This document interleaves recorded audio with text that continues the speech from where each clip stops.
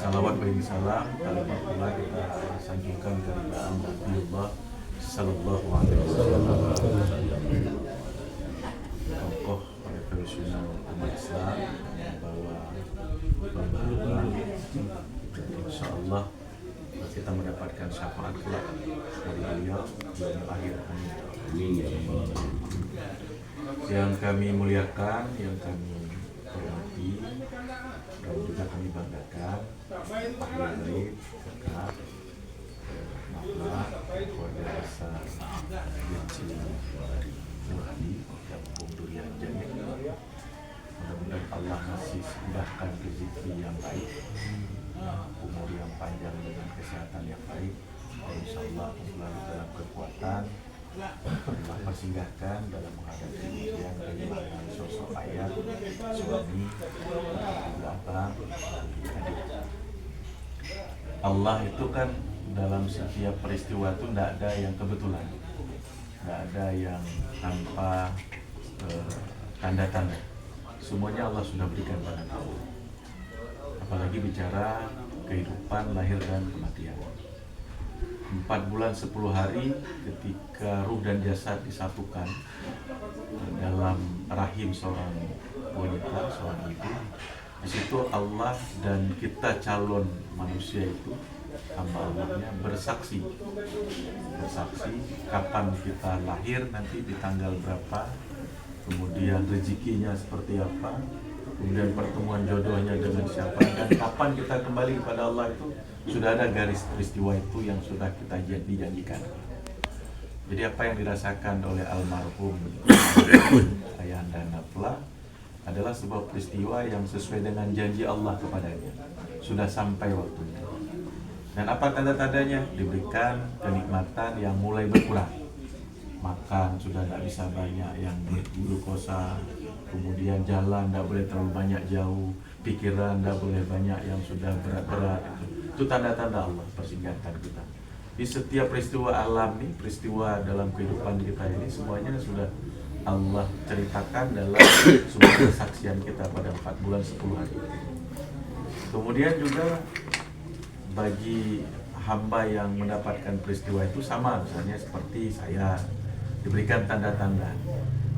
Ketika kecil nggak pernah punya mimpi, tapi ada tanda-tanda yang diberikan Allah, dipersinggahkan, ada kehidupan kerja keras, kehidupan kita diberikan kesusahan terlebih dahulu, diberikan ujian-ujian yang berat, itu Allah persinggahkan itu semuanya. Nah, semuanya itu garis dalam keputusan dari Allah. Makanya dalam rukun iman itu ada yang keenam. Rukun iman itu percaya qada dan qadar. Nah, kalau percaya dan qada dan qadar itu kita tidak berada di dua-duanya, tidak di qada, tidak di qadarnya Allah. Tapi di mana? Di tengah-tengah. Di tengah-tengah itu namanya ikhtiar. Makanya salah satu ikhtiar kita ketika sakit, mewaspadai mitigasi kesehatan kita untuk berobat. Ketika kita merasakan ada keluhan, berarti kita ingin menjaga waktu kita untuk istirahat, waktu kita untuk menjaga pola makan dan olahraga dan lain-lain. Nah, begitu juga dalam doa-doa kita kepada Allah. Ya Allah, mudahkan rezekiku. Ya Allah, aku sempit sekali. Ya Allah, panjangkan umurku, karena aku minta umurku ini bisa bermanfaat kepada orang lain, ya Allah. Nah, itu juga bagian dari Allah berikan nilai ikhtiar dari diantara qada dan qadar. Peristiwa dicabut nyawa atau juga diberikan rasa sakit, dikurangi nikmat kita, itu semua juga Allah perkenankan dengan bagian ujian-ujian. Qalu inna lillahi wa inna ilaihi raji'un. Setiap yang berasal dariku, kata Allah, itu akan kembali kepada Allah. Dan apa yang kita tinggalkan? Yang kita tinggalkan itu perkara-perkara duniawi. Satu, amal jariah ditinggalkan. Kemudian ilmu yang bermanfaat. Kemudian yang ketiga, anak yang soleh. Anak yang soleh inilah yang membawa keberkahan dia pada alam kedua, alam ketiganya. Alam rahim, alam dunia, alam barzakh. Makanya ketika kita mendapatkan berita duka cita, inna lillahi wa inna ilaihi raji'un, telah berpulang ke rahmatullah Bapak si Fulan bin si Fulan di rumah sakit ini pada pukul sekian, gitu kan. Kita menjawabnya apa? Kita menjawabnya bukan innalillah, kita jawab dulu. Yang kita jawab itu sesungguhnya dalam niat kita, sesungguhnya kita sedang menunggu giliran untuk dipanggil seperti dengan almarhum yang sudah dipanggil. Makanya saya ingat peristiwa setiap kematian mendapatkan berita duka itu, Pak Imam Suja kalau mendapatkan berita tentang ada yang meninggal, beliau langsung menjawab, siap-siap kita tunggu giliran. Nah, baru dia bilang, inna lillahi wa inna ilaihi raji'un. Jadi sesungguhnya yang sudah ditetapkan oleh Allah akan kembali kepadanya. Nah, ketika bicara tentang terputusnya manusia setelah dia di alam dunia, kemudian di alam barzah dia seperti apa? Nah, itu ada doa dan amal dan pendidikannya, itulah yang mengalir dalam setiap perjalanan barzahnya, menunggu pada yaumil akhir. Nah, perjalanan barzah itu bukan mudah. Perjalanan barzah itu, naflah, itu malah lebih berat sekali ketimbang kehidupan dunia. Jadi makanya doa kita, Rabbir firli, ya kan? Ini kita juga minta sama Allah, ya Allah ampunkan dosa orang tuaku ya Allah. Nah, doa anak yang solih itu lebih dekat dan lebih diterima dan menimbulkan cahaya dalam kegelapan di alam barzah. Nah, kemudian Allahumma firlahu warhamhu wa'afihi wa'afu anhu dalam setiap bacaan. Makanya saya alhamdulillahnya diajarkan oleh orang tua dan nenek saya waktu itu tentang amalan-amalan. Kemudian juga diajarkan oleh guru-guru spiritual saya. Nah, jangan lupa ketika berdoa untuk diri kita, untuk keluarga kita, untuk masyarakat sekeliling kita, doakan bagi orang yang sudah mendahului kita, apalagi itu orang tuanya. Makanya saya selalu menempatkan di Allahumma firlahu pada ayah saya. Ya kan, itu yang menjadi doa, Allahumma la tahlina ajlahu wa la tahtina ba'dahu wa firlana wa lahu birahmatika ya arhamar rahimin. Kenapa? Itulah yang ditunggu oleh seorang yang sudah tidak ada lagi dalam kehidupan dunia. Dia menunggu doa itu. Nah, ketika dia menunggu doa itu, disitulah dia merasakan bahwa terbantu dia. Terbantu dengan di samping ada amalan yang dia miliki, ilmu yang sedang dia dapatkan selama dunia, dan itulah anak yang ditinggalkan itu menjadi keberkahan bagi kehidupan barzah. Nah, itu naflah dan keluarga. Kakak lalu tunjuk, kalau seandainya setiap sholat, insya Allah tolong didoakan almarhum dengan doa-doa kebaikan. Ya, doanya sederhana. Kadang-kadang kita berdoa tuh lupa kita dengan kebesaran Allah. Dalam surat Al-Fatihah itu kan kalau kita baca, makanya setiap sholat itu jangan hanya sekedar sholat, Mak. Sholat itu alhamdulillah, coba kita bayangkan kita sedang berkomunikasi dengan Allah. Jadi ketika kita ambil wudhu, waktu wudhu itu tangan, ya Allah tolong jaga tangan ini ya Allah untuk tidak mengambil barang-barang yang bukan milik saya ya Allah. Berkumur-kumur, ya Allah tolong jaga lisan, lidahku ini ya Allah, untuk tidak berbicara atau juga mengeluarkan kata-kata umpatan kepada orang lain yang menyakiti perasaannya. Nah, itu yang kita rasakan dalam setiap wudhu kita. Ketika kita bertakbir, setelah berniat bertakbir, Allahu Akbar, udah kehidupan dunia udah nggak ada lagi. Yang ada adalah hubungan kita dengan Allah. Allah Maha Besar. Dalam ketika sebutkan Allah Maha Besar itu, kita sampaikan dalam pikiran dan hati kita, tidak ada kekuatan lain ya Allah, aku mengadu padamu karena Engkau yang paling besar. Itulah Allah Akbar. Kabira walhamdulillah katsira wa subhanallah, sampai wajah tu wajiyah ya Allah, semua wajahku, hidup dan matiku semuanya kuserahkan padamu ya Allah. Jadi kita sudah berbicara dengan Allah. Kemudian Al-Fatihah. Nah, kadang-kadang kita lupa. Kita mengerti ayat Al-Fatihah ya, tapi nggak mengerti maknanya. Nah, hari ini saya coba mengulang kaji kita. Dalam surah Al-Fatihah itu Bismillahirrahmanirrahim. Dengan nama Allah, aku sebut namamu ya Allah. Engkaulah yang maha pengasih.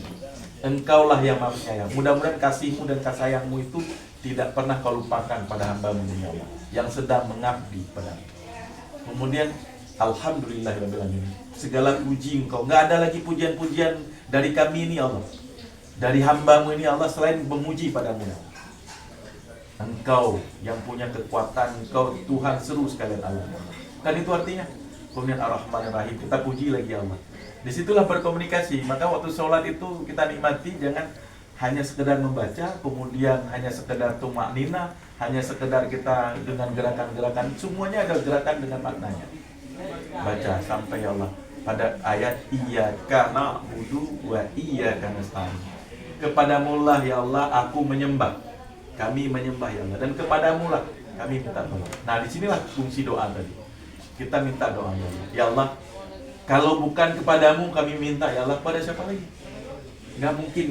kami memalingkan wajah kami meminta selain padamu ya Allah. Nah di situ ayat itu kita bacakan. Nah ketika kita berdoa tadi setelah sholat itu juga kita bilang, ya Allah tolong, Rabbana la tu'akhizna in nasina aw akhtana. Ya Allah tolong jangan kau kasih beban kepada kami ya Allah yang memang aku nggak mampu dengan bebanmu ya Allah. Tolong ya Allah jangan kasih ya Allah. Rabbana wala tahmil alaina isran kama hamaltahu ala ladina min qablana. Ya Allah tolong kami. Tidak mampu kami kalau kau berikan beban itu yang sebelumnya orang yang lebih kuat dari kami. Kalau orang-orang terdahulu ya Allah mungkin lebih kuat, tapi kami nggak mampu ya Allah. Itu yang kita minta. Nah doa yang dalam setiap sholat, kemudian yang kita berinteraksi dengan Allah, kemudian setelah sholat itulah yang kita minta doa ya Allah. Tidak ada kehidupan ini. Makanya setiap apa yang dijanjikan Allah dalam dunia ini hanya persinggahan kehidupan kita menunggu namanya kematian. Nah itu yang pertama, saya hanya sekedar mengingatkan. Di samping ini suasana bertakziah ini adalah bagian dari syiar Allah. Syiar Allah mengajarkan dalam sunnah untuk kita saling mengingatkan, datang bukan untuk bercerita, untuk ya ketawa-ketawa, tapi datang itu untuk bercerita kenang-kenangan dengan almarhum. Nah itu kunci takziah. Kita bertakziah kadang lupa, ya kan? Lupa sebenarnya kita datang ke takziah yang pertama bersilaturahmi dengan keluarganya, yang kedua mengingat yang baik-baik. Nah itu ingat, waktu kita bertakziah ini yang kita ingat itu yang baik-baik tuh. Kalau yang kurang baiknya jangan, itu yang kita tutupi karena aibnya itu. Makanya Rabbi firli warhamni wajburni warzuqni warfa'ni waqdini wa'afini wa'afani. Ya Allah ampunkan dosaku, ya Allah kasihani aku, ya Allah tutup aibku, ya Allah angkat derajatku, mudahkan rezekiku. Itu kan dalam sholat. Di antara dua sujud itu yang kita bacakan.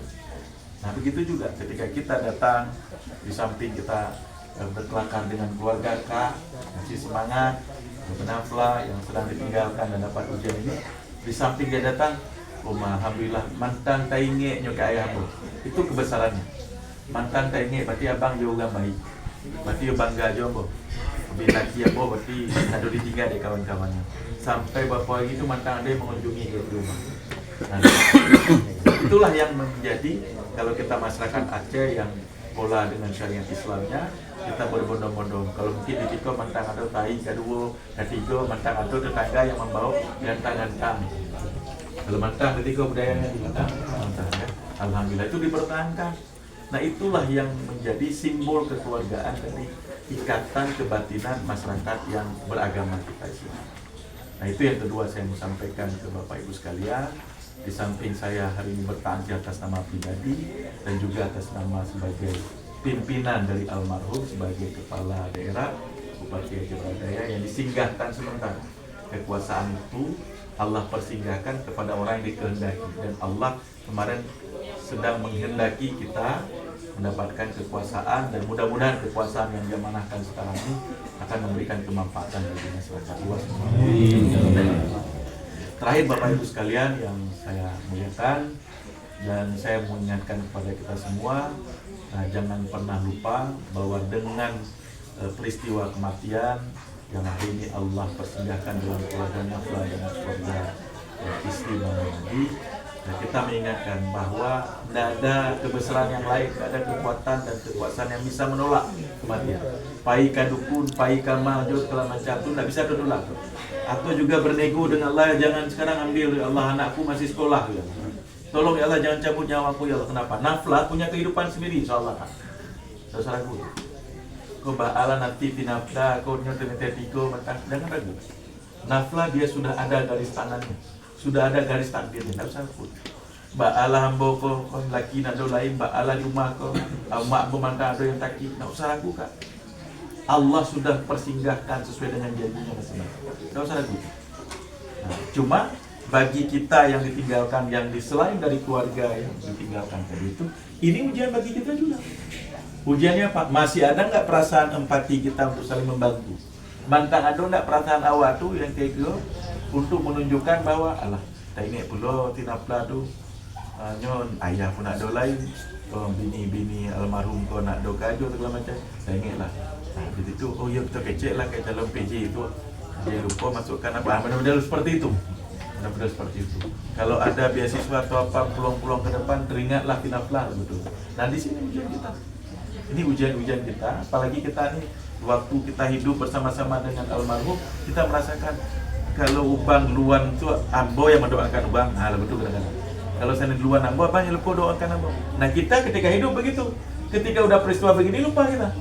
Seakan-akan kita tidak akan ditinggalkan atau kita ini nggak akan pergi. Nah disinilah ujiannya kita. Makanya insya Allah kita saling mengingatkan, wa tawassaw bil haqq wa tawassaw bis sabr. Jadi kita saling menasihati dalam setiap kebenaran yang Allah turunkan, dan juga kita saling menasihati dalam kesabaran. Dan ini bentuk Naflah kata ambo yakin dan percaya bahwa abang punya jalannya sendiri menuju Allah, Sang Khalik, Sang Penguasa, Sang Pencabut nyawa yang hari ini sudah meninggalkan semua. Dan mungkin dalam sakitnya udah tidak ada lagi perasaan sakit beliau. Tinggal beliau dalam abazahnya menunggu Naflah dengan doanya, ya Allah tolong ringankan ya Allah beban ayah hamba. Tolong ringankan ya Allah ketika ayah hamba ditanyakan oleh mungkar dan nakir. Tolong ringankan ya Allah. Mudah-mudahan dengan amalan ya Allah, kalaupun dia lupa dalam dunia ya Allah, tolong ya Allah ringankan dengan doa dan kasih sayang aku sebagai anaknya. Itu yang ditunggu oleh seorang ayah kepada anaknya. Sama lagu ambo juga, ambo anak yatim dalam posisi keluarga yang sangat terbatas juga, tidak bukan orang yang luar biasa juga, ditempa dengan suasana kebatinan, rumah sangat sederhana, orang tua dengan pola sederhana, anak balimo kami. Tentu anak balimo kan beda kan, pasti ringan-ringan atau baik-baik lah. Pasti ada pilihan-pilihan yang memang Allah punya jalan sendiri. Dan yakinlah, mudah-mudahan dalam setiap peristiwa itu, sekali lagi dari awal saya sampaikan, tidak ada yang kebetulan. Tidak ada yang kebetulan dalam kehidupannya. Makanya ketika kita sekarang ada perasaan, perasaannya gula tinggi, ya berarti kita sudah mengetahui, saya ini Allah sudah berikan ganjaran kepada saya. Ini sebentar lagi saya persiapkan diri kita untuk sholat. Saya sebulan ini penuh dengan ketakutan untuk meninggalkan dunia. Saya mengatakan ke Allah, makanya saya khusyukkan sholat saya. Kalau dulunya saya menikmati 5-7 menit, sekarang hampir 10 menit. Saya sholat itu 5 waktu itu, saya jaga sholat saya. Karena saya pikir, mana tahu entah sampai ke malam, entah sampai tabuah prodi kau kan. Nah, kita tak tahu kita perasaan itu. Lebih baik kita punya perasaan kita mau dipanggil Allah ketimbang kita merasa dunia ini milik kita. Lebih baik begitu. Sehingga kita menjaga diri kita dalam perbuatan yang tercela. Dan insya Allah kita luruskan niat. Apalagi saya mohon doanya dengan waktu yang sudah 9 bulan menjadi Bupati Aceh Baradaya, bisa menjaga amanah, bisa menjawab semua yang sudah kita janjikan kepada rakyat kita, dan mudah-mudahan Allah berikan keberkahan bagi masyarakat Aceh. Amin. Dan juga sekaligus hari ini kita melihat kebatinan masyarakat Aceh lainnya sedang menghadapi musibah. Ada bupatinya bau dakai itu, ada rumahnya sekarang udah tidak ada lagi. Kalau yang meninggal sekarang catatannya tak kengon udah 35 orang, udah catatan udah cukup banyak. Ada rumah sekarang itu orangnya di dalam dah tahu, belum ada kabar sama sekali, nggak ada akses. Ada yang duduk tapi dalam lumuran nggak ada air. Ada yang sekarang dia selamat tapi nggak ada makan. Banyak sekarang. Betapa Allah berikan nikmat yang luar biasa kepada kita. Makanya kita syukuri dan mudah-mudahan Allah jauhkan dari mara bahaya masyarakat kita yang berada ini. Dan mudah-mudahan alam ini bersahabat dengan doa-doa kebaikan yang sedang Allah persediakan pada kita. Dan jangan lupa juga kita insya Allah dalam setiap waktu sholat kita sekarang doakan agar masyarakat kita yang Islam juga di sana, saudara-saudara kita entah siapa kita doakan juga untuk menguatkan diri mereka dalam menghadapi bencana itu. Saya pikir itu Pak Sekdes, kakak, kemudian keluarga Naflah dan keluarga Bang Nur Hadi. Saya yakin dan percaya Bang Nur Hadi insya Allah orang baik. Amin. Ya, insya Allah beliau akan diringankan perjalanan barzahnya, dan insya Allah Allah ampunkan segala dosanya dan menerima amalan-amalan selama beliau dalam kehidupan dunianya, dan insya Allah mendapatkan yang terbaik di sisinya Allah SWT. Kepada Allah saya mohon ampun dan saya minta maaf, mungkin waktu yang terbatas ini saya bisa hanya bersilaturahmi di sini saja Pak, Bu, dan nanti di kemudian hari kalau saya ada diringankan dan kemudahan dalam perjumpaan lainnya kita bisa saling bersilaturahmi. Billahi taufiq wal hidayah. Assalamualaikum warahmatullahi wabarakatuh. Waalaikumsalam warahmatullahi wabarakatuh. Iya.